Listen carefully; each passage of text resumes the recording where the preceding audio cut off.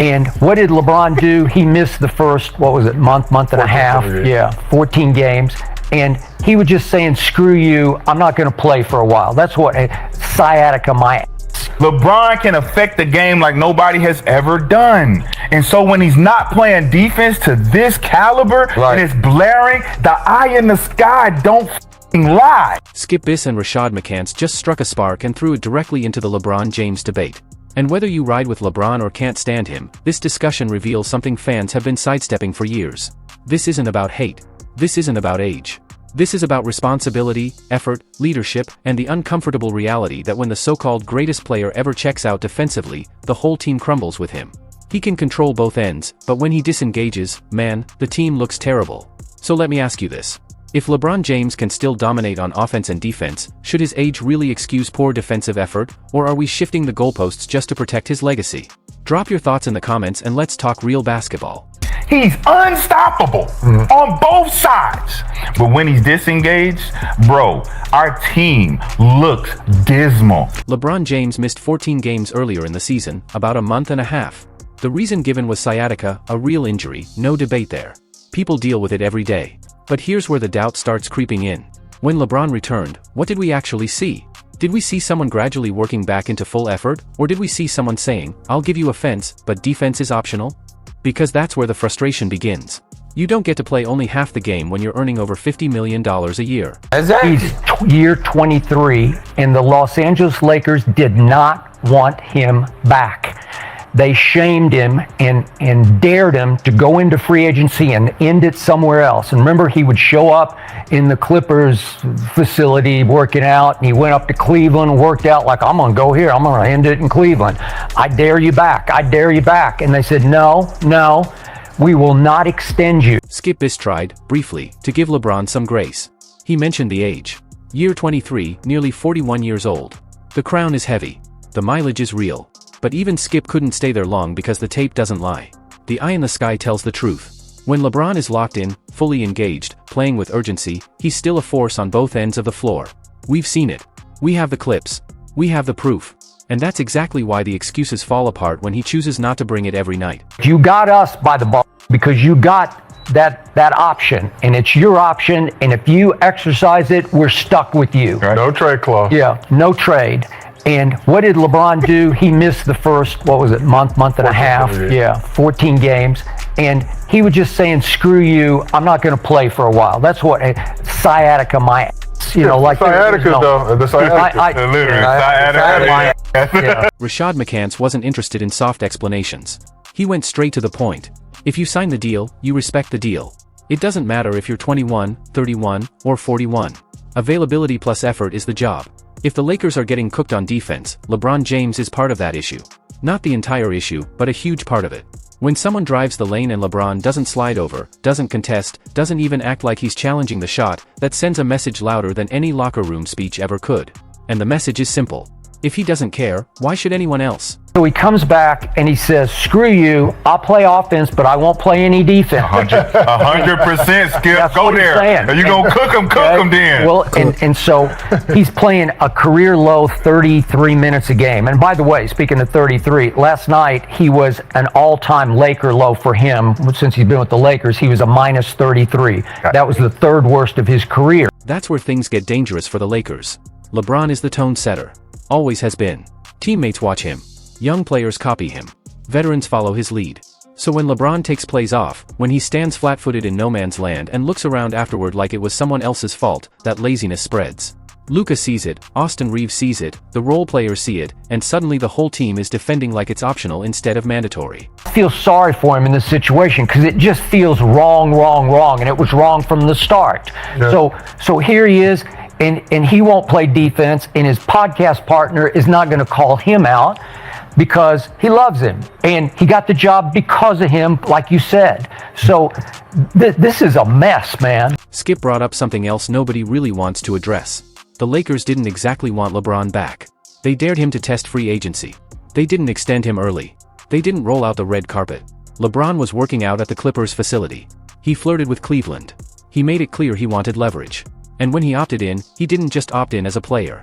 He opted in with a no-trade clause, completely handcuffing the franchise. You're paying this 41-year-old, $52 million, should he give us more effort? You're not going to say that in the conversation because there's no other 41-year-olds that was doing this with his age.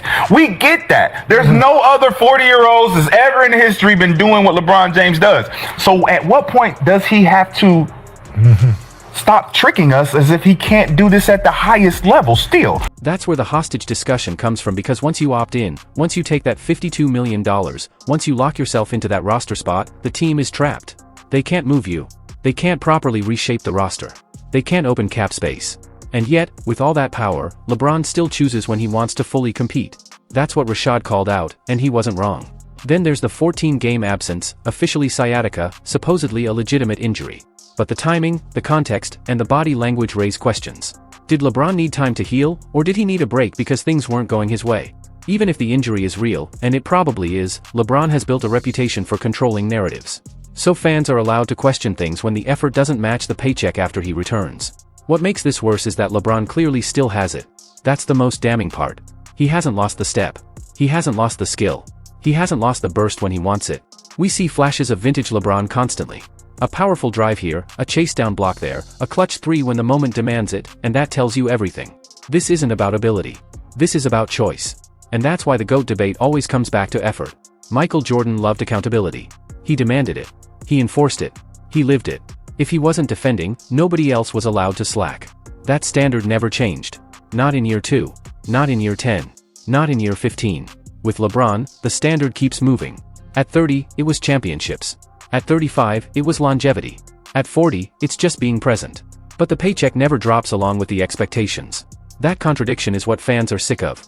Now let's talk locker room dynamics, because Skip mentioned something uncomfortable but real. Luka and Austin Reeves have connected. They play off each other. They feed off each other. There's chemistry there. And LeBron, for the first time in his career, looks like the third option. He's standing in the corner. He's waiting for touches. He's watching relationships form that don't revolve around him. And whether people admit it or not, that impacts engagement. This is exactly what happened with Russell Westbrook. LeBron wanted him. Then once he had him, he distanced himself. Westbrook got isolated, exiled, labeled the problem. Now the roles are flipped, and LeBron doesn't like how it feels. The irony is heavy, and the basketball gods have a sense of humor. Austin Reeves wants to get paid. Luka wants to establish himself as the face of the franchise, and LeBron's $52 million contract sits there like a wall. Nobody will say it publicly, but everyone understands the math. That money has to come from somewhere. And if LeBron stays, flexibility vanishes. That creates quiet resentment, even if respect stays on the surface. Skip even went further and pulled Luka into the criticism. Overrated, high usage, turnovers, poor shooting from three, defensive lapses. He didn't let Luka off the hook either. And that matters because leadership isn't just talent. It's tone setting. Luka may be younger, but LeBron is still the highest paid player, still the loudest voice, still the standard bearer whether he likes it or not. And when Rashad said it plainly, it hit hard. If the leader doesn't lead defensively, you're not winning. Period. Basketball doesn't work any other way. You can score all you want. You can pad stats. You can look great in the box score, but if the best player isn't committed on defense, the whole structure collapses. That's why the "he's 41" excuse doesn't work. Nobody is asking LeBron to be the league's best defender. Nobody is asking for 48 minutes of lockdown defense. They're asking for effort, communication, rotations, help defense, competing, things that don't disappear with age, things tied to pride, not athleticism. If LeBron wants to stay in the GOAT debate, the bar stays high. You don't get Jordan-level respect while operating on a different standard. You don't cash a $52 million check and then tell fans to lower expectations. That's not how greatness works. Greatness is demanding, uncomfortable, relentless. Rashad made it clear. Move the goalposts if you want, but don't be shocked when people call it out. If LeBron wants grace, he has to remove himself from the GOAT discussion. Say it publicly. Say Jordan was better. Say the standards no longer apply. And if he does that, fine, expectations change. But as long as the crown stays on his head, the weight comes with it. At the end of the day, this isn't about hate. It's about honesty. Skip Biss didn't go easy. Rashad McCants didn't sugarcoat it. And the reason this clip hit so hard is because it matches what fans see every night. LeBron can still dominate. He just doesn't always choose to. And when he doesn't, the Lakers pay for it. So the question is simple. If LeBron James is still capable of greatness on both ends, why does he only show it in flashes? Is it strategy? Ego? Self-preservation? Or something else entirely? Until that's answered, this debate isn't going anywhere. And neither is the criticism. In the end, it all comes down to one thing. Standards. When you put yourself in the GOAT conversation, when your camp pushes the idea that you're better than Jordan, the rules don't change because time passes. You don't collect $52 million and then ask fans to be patient when defensive effort disappears. Greatness has always been about setting the tone. And right now, LeBron James isn't setting the right one. What makes it harder to ignore is we've already seen the proof. We've seen LeBron lock in. We've seen him rotate, communicate, and take over defensively when it matters to him.